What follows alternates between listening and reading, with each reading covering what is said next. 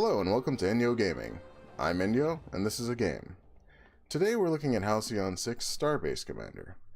This is a tactical RPG with sort of a blend between Final Fantasy and XCOM and maybe a little bit of FTL.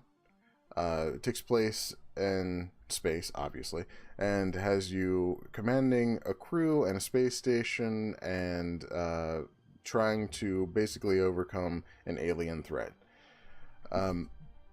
This is Halcyon 6, fancy little ancient starbase, and this is pretty much just all you're going to see for the intro screen here. So let's just I got a situation started here, so let's get right into that. As you can see, this is the basic setup for the map. This is what you're going to see from the start. It seems really small, but there's a lot going on here, and it does get bigger. There's more areas that open up, more systems you don't see now, but most of what you do, and what I've done in the 17 or so hours that I played the game, were in this area and a little bit in here, and that was about it. But you do end up going to a lot of places here, and sending your ships and crew on various journeys and getting into lots of fun combat. In the process, you have various missions that you can look at here. This is the core story mission. A lot of things you need to do, like build a ship.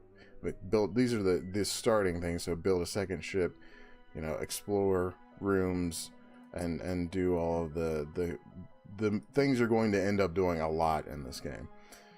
There's also some other simple stuff here. Hunt down a pirate fleet, and this is going to be the area that you look at pretty much all the time as you move forward in the game.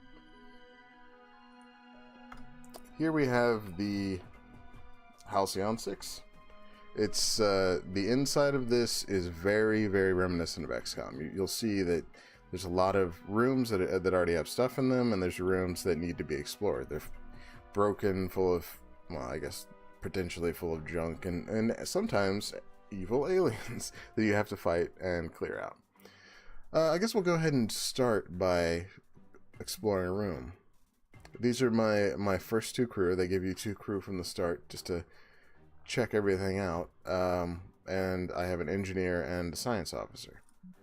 We'll go ahead and use, well, you can see how fast each one's going to be in doing this. I'll go ahead and go with the engineering officer since he's a little faster. You'll see that it takes days, and that, again, is much like XCOM. You have a day timer that progresses, and everything moves while that's started, and while it's stopped, you're just sort of planning your next move. Let's see, I should probably do something with the science officer as well. So let's see what he can do. I can have him upgrade a ship, or I can have him, let's see, there's not really a lot he can do right now. There's not a lot of, normally once you unlock a lot of this stuff, you end up with way more things to do with your officers than officers actually available. So I might just have him also go ahead and clear out another room. So let's just go ahead and do that. And now that we've got everything set up here, we will start the timer. Start the progress.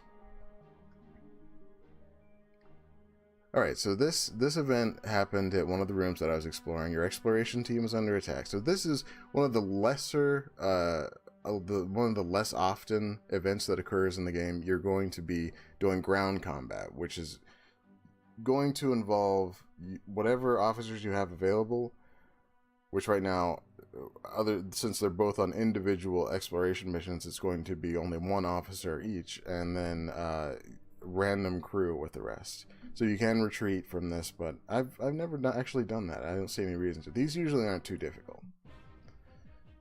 So since I only have one officer in this available, they give me two random, very weak crew members that have just tiny blocks of health, which can be upgraded as you move forward. You can see that this works. This is the portion that's most like Final Fantasy. You got your friendlies on the left, enemies on the right, and you move in turns. You know, an active battle system, or it's not an active battle system. I can't remember exactly which ones which. It's not fully turn-based because there are initiatives and speeds, but you move along in this pattern and swap attacks. So I'll go ahead and throw down, let's see, an all-enemy attack that inflicts stun 50% and causes self-confuse 25%. So there's a 25% chance of confusing myself, 50% chance of disabling them. And they both resisted it. So that's not fun. But anyways, I basically just got to go through this and do the same stuff with everyone. It's very simple. It's probably as simple, and it doesn't get much more complicated. You're pretty much only going to have a handful of skills with each person at any given time. So let's try to blind some of these people. Oh, I did get a stun off on this guy. This inflicts exposed. So let's try to get through this. I don't want to spend too much time doing this here, but essentially your goal is to, well, obviously keep these guys alive and finish off these enemies. These are actually pretty tough enemies for the start. I feel like before I faced some easier ones in the beginning.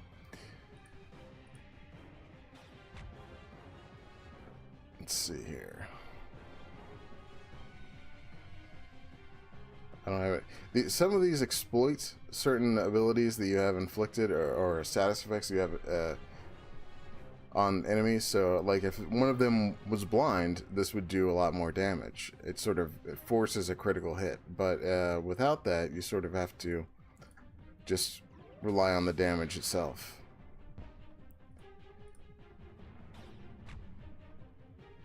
This is but with these guys, well, he's dead.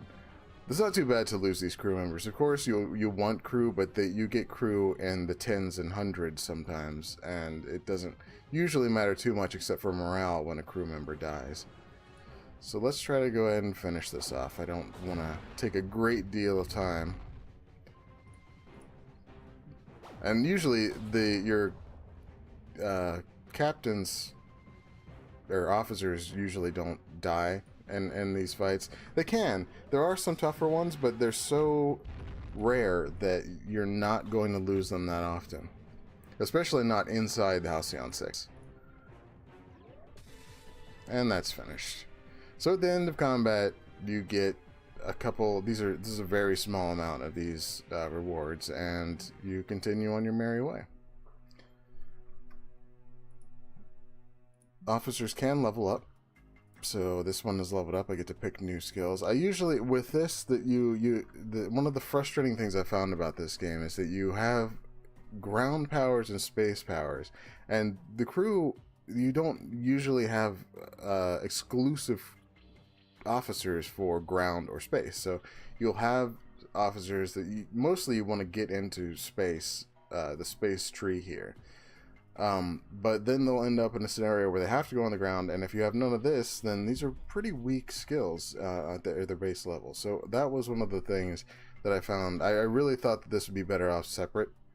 Like, you get a skill point for space, you get a skill point for ground, and maybe they're weaker in the process, but I don't want to have to pick one or the other when I'm inevitably going to have to do both. And there's not really a good way to balance it, because you're definitely going to use space skills a lot more, and they're going to but when you do need the ground powers, if you don't have them, it's going to be kind of frustrating, and that's pretty far down the line in the game. So you're gonna want to invest here, and then you're gonna end up screwed, which is, it happened to me at one point.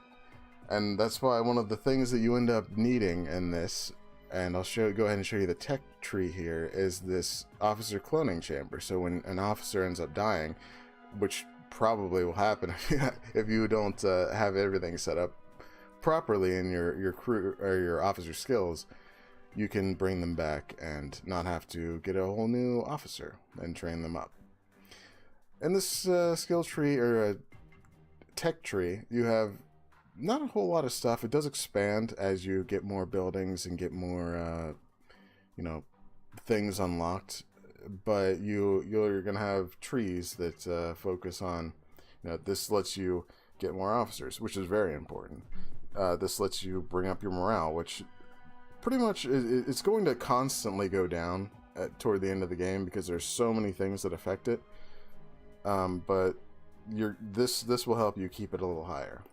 Cadet barracks will let you basically get more cadets, which you need. Get more crew, which you need to both build ships and, you know, basically man everything in the, like, you know, go on missions inside the base and everything. You do need, there's power, there's all of these different materials and dark matter and everything. These are all the resources that you're going to need, both for building inside of your base and building outside of your base at the different areas, and building ships. So let's try to go out in space now and go ahead and check that out. The first thing we can do is head over here. This is a nebula, and getting this set up will give us fuel, which we need, well, only to travel around. There's not really other reasons to have fuel. It just lets you get your ships, your fleet, from point A to point B. And if you run out of it, you just have to send your fleet back to the base. They can't do anything else. If they, you know, even if they're going from like here to here and they don't have enough fuel to get there, somehow they have enough fuel to get back here. So let's go ahead. Oh, I gotta assign an officer to this. And he is not ready, so we might have to wait a little bit. But this fleet, let's call this fleet sandwich. Fleet sandwich. That's good. That's a good name for it. And you'll see here the skills that the ship has, which are, again, just like the ground battle system. They inflict certain status effects, and they exploit certain status effects, and that's what you have to do to do battle effectively. The key to doing anything in this is comboing off of other skills. So let's go ahead and just skip forward here and get this guy out of here. He cleared it out without having to fight anybody, so that's good. Once you clear out an area, you can build different things in the room. So this is a energy generator, which you need, and I should probably start building now to build more buildings. You can also get a materials multiplier and a dark matter multiplier, which generate their respective or help improve the generation of their respective resources. And also, inside these buildings, you can place an officer and have them generate more of that resource, which eventually becomes really important as you encounter more aliens. They start taking over your facilities. So let's go ahead and jump to this place, and by jump I mean fly, and go here. This is just a little bit story piece where they ask you for help, and you get fuel from them, and you can upgrade their abilities, or upgrade their ability to create more resources. So we'll go ahead and do that. Take a 3-day tour, and let's see, where's the, oh, he's still exploring that room. Let's go ahead and do that then. So you can see here that this is progressing through that. We can look at the room now and not build anything because we don't have enough materials. What we do need, though, is to build a ship for this science officer. So let's go ahead and look at the science ships. You only have 2 of each at the start. You can ultimately unlock 4 more for each tactical engineering and science section. I can't remember which one I built last time, but I'm going to go ahead and build a disciple this time, because evasion becomes a very nice skill to have, because taking hits from anything toward the end game is devastating. So we have the resources to build this, 35 crew and 650 dark matter, so we will do that, and it will take 3 days. In the meantime, let's go to this ship hangar, and I can't remember what I just started building, so let's look at that again. A Disciple.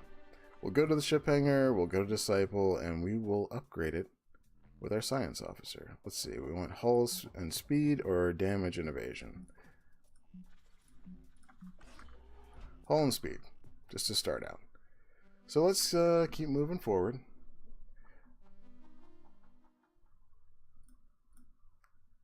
And get a small reward for doing this. We can go ahead and fly over here and get this one set up as well. We can look at our new reactor. That's not important. Hey! I went ahead and put the science officer in here, so that's good to go. And now we're going... I'm going through this pretty quickly, but going here now, we're going to pick up some crew and set up the facility to build even more crew for us. I like to upgrade the capacity because in the beginning, you have to go around to these areas, collect the resources, and bring them back to the facility. So now I think, I don't know exactly how many resources I have. I don't know how to check that. Actually, I never tried. But I know I have resources. I have, well, fuel it automatically goes in. But I do have crew members now that I can carry back and add to my stockpile of crew.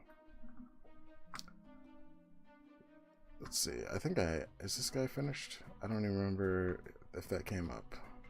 I think it did. So let's do another Disciple upgrade while we're waiting for that. You end up doing a lot of min-maxing in this, and that's... It's interesting at first, you really think about it, but eventually you sort of glaze over. And this is an experience that I had in games like XCOM and in games that require a lot of grinding. And it's not... I don't think it's a good feeling to have when you're playing a game. I don't feel like I should be able to, like, sort of passively play a game. I want to actively be involved, and you get to the point in this after, you know, this number starts creeping up. You're at day 300, 400, 500, and you're really like, wow, what? I feel like I didn't, like, you lose track of time. It's this the feeling that you get when you're playing Civilization, but worse because you don't really know what you accomplished. There's not a lot of, like, considering that you stay in this circle for so much of the game, and you see a lot of the same enemies and encounter a lot of the same stuff, and a lot of the text that comes up, a lot of the story and flavor text, it ends up not mattering all that much in the grand scheme of things. Some of it's a little funny, some of it's a little, you know, at least gives you some insight into what's going on, but it doesn't, there's not enough of it, and not enough it's not deep enough to really matter. I think that's what makes it frustrating playing this game. Let's see, let's go ahead, and now that you've seen, like, the core concepts here, I can load up another game, another save, and show you some of the more complex combat, because I don't know that we're going to get into any real good combat here quickly. So let's jump into this. I'm at day 614. Is this the... I'm going to get to the point here where I'm going to tell you what about this game I don't really like, and it's that it's so very, very repetitive. As you can see, these are the enemies here. These are the Cruel, I think is the way to pronounce them. That's not what I wanted to do. They are sort of living ships, aliens. I'll go ahead and jump over here to this one and get... Well, no, that one's pretty easy. Well, we'll do it just for fun. This is the fleet that I have currently, which is pretty well built up. I'll go ahead and repair these ships and launch them out there. So now you can see the ship combat. I'm much stronger than these guys. These guys are all tier 2, and by right clicking on them you can see what abilities they have and their ship resistances. So usually the way I start out, and this becomes like, because of the limitations of the game, because you only end up with a handful of skills and you have to swap them out in limited amounts, you end up sort of getting the best stuff, what you want, and doing it every time. So I usually start out dumping a shield on my team from the science officer. These skills are all enemy skills, but they take time to charge up, so I, do either a disabling strike if I have, if it's not going to be a resistance that I'm not going to be able to do, or do this one, which I think is usually pretty effective, which disables engines, and, well, didn't work that time, but still. I have a pattern of things that I do on each one of these, and it becomes just so monotonous that I can't really feel compelled to continue the game. So I honestly, after I finished this review, I don't think I'm going to finish the game, even though I've spent 17 hours going through it and had a major boss fight, and I don't really know what else. I don't know how much more of the game there is, but it seems like there's a lot more, and I really don't want to deal with that. So let's rush through this and try to finish it off as soon as we can.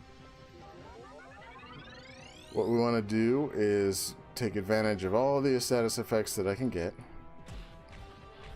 Obviously not doing too well on delivering the status effects right now, but we're going to see if we can get there as fast as possible. Let's see. Let's go ahead and heal ourselves.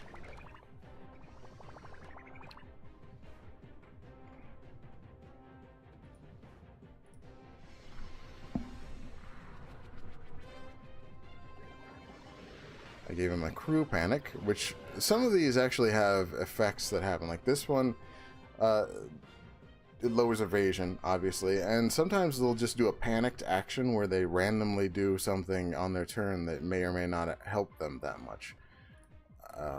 So it's interesting how some of that works, but again, it's very limited. So this engine down lowers their speed by 25%, which basically moves them back down this a little more. But at the same time, I can use this release mines to exploit their engines down, which removes it, but does more damage. And since I'm trying to rush through this, I'll go ahead and do that. And Drone Swarm is just very straightforward. It's a special skill for this engineer, and it will do a lot of damage and damage over time. I'll probably finish most of this off for me. I can just finish this guy. But yeah, you end up doing this. I can't even imagine how many times I've actually had battles that are exactly like that. And, well, apparently there are 2 enemies here, so I have to do this again. And it looks fun in the beginning, and it really was fun in the beginning, but these are tier 4 enemies, so this should be tougher. But it really does bog down as you go along, and it gets really frustrating. And eventually, I just felt like I was just... I went from micromanaging to macromanaging to not managing. And that was the point where I realized I didn't want to play the game anymore. I felt like I was wasting my time playing it, and I want to... I feel like there's not a lot necessary to get to the point where it would be fun. You really only need, I think, a diversity in enemies, a diversity in encounter types, a good combination of ground and ship battles. Which there aren't. There's very few ground battles that I've encountered in the 17 hours that I've played. Like I'm thinking, I don't know why I did that, but I'm thinking it's probably in the realm of like 10. And if you take out the exploration battles, there's probably not even been that. I don't know how many exactly, but not many at all. Let's see. Maybe I can finish them off. Let's try this. And I didn't finish him off. That's okay. This should. I usually try to focus on one enemy at a time. It's not always the best choice, because sometimes it's a lot better to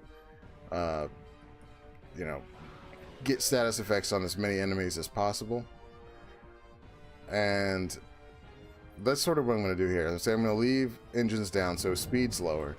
I'm going to stack up these things, hull breach, and I'm going to see what else I can do here. I can, let's try this. This will give vulnerable as well as hull breach, but we'll see if it gives vulnerable. Oh, okay, vulnerable didn't stick either.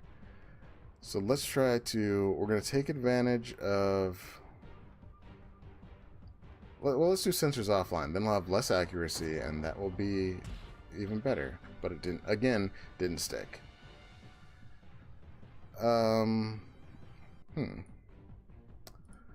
We'll do this so everybody gets inspired, which gives more damage, and hope that we don't get blown up by that.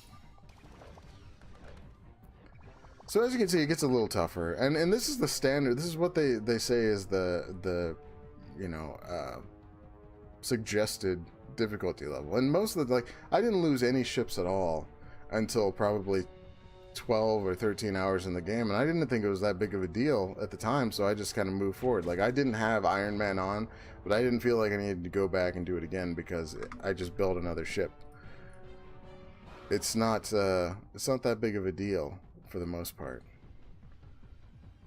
especially later in the game. It does slow you down, and it can be frustrating, but it's not something that happens enough to really be a big issue. Oh, that hit pretty damn hard, didn't it? Anyways, that's the combat in a nutshell.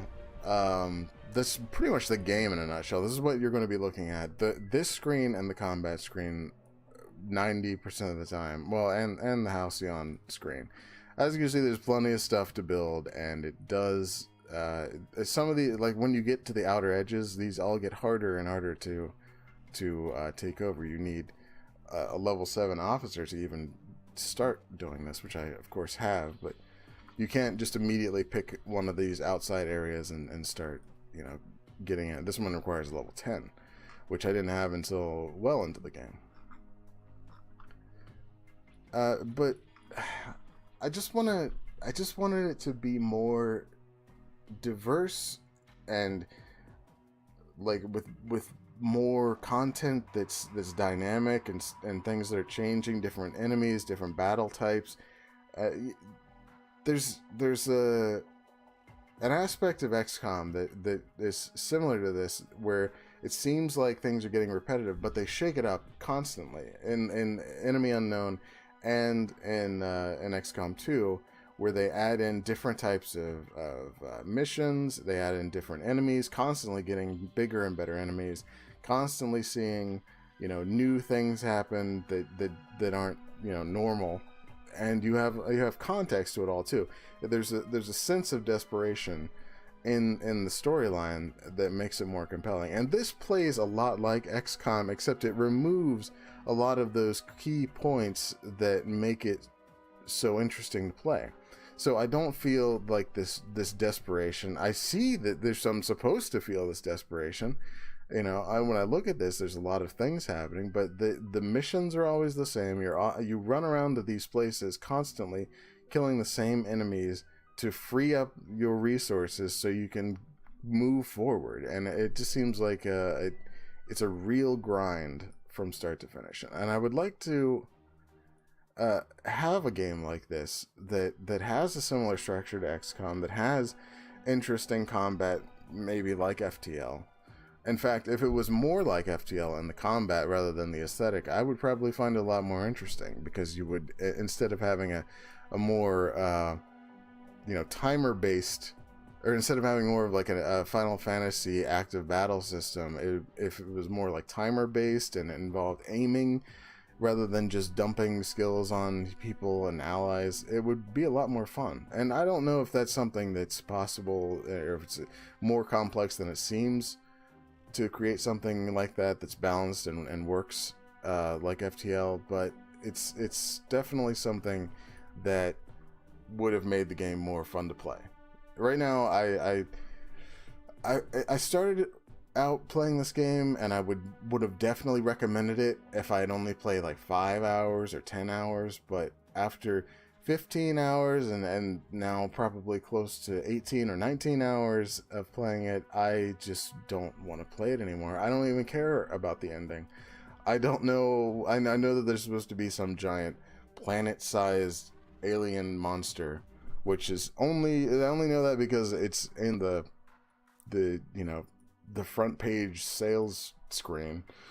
But I don't know. If you guys want to try it out, if you think that you wouldn't get jaded by the constant repetition, give it a shot. It's only $10 on sale right now on the Steam sale, and it's probably going to be that low or less in the future. It's not really bad, but it really does need something else to make it fun. Well, I think that's about all I have for now.